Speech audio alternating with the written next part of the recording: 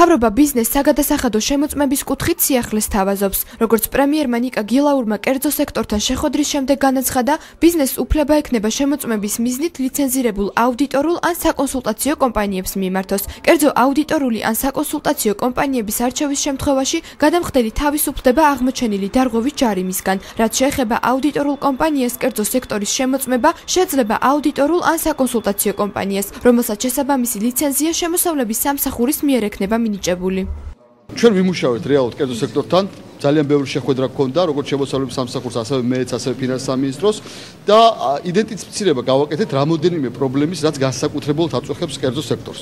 და აი ამ პრობლემების გადაწყვეტას ვთავაზობთ ახლა და ვფიქრობ, რომ ძალიან ეფექტურ ვარიანტს ვთავაზობთ კერძო სექტორს. წარდგენიდან პირველად შემოსავლების სამსახურის ახალი ხელმძღვანელის დაეცლება ამ შეხვედრას ფინანსთა მინისტრთან ერთად და ჩვენ მოვისმენთ მის განახლებულ ხედვას შემოსავლების სამსახურის მომავალ საქმიანობასთან მიმართებაში და შესაბამისად დამოკიდებულება, ანუ როგორ ტრანსფორმირდება და რეფორმირდება ურთიერთობა საგადასახადო სამსახურსა და გადასახადის გადამხდელს შორის.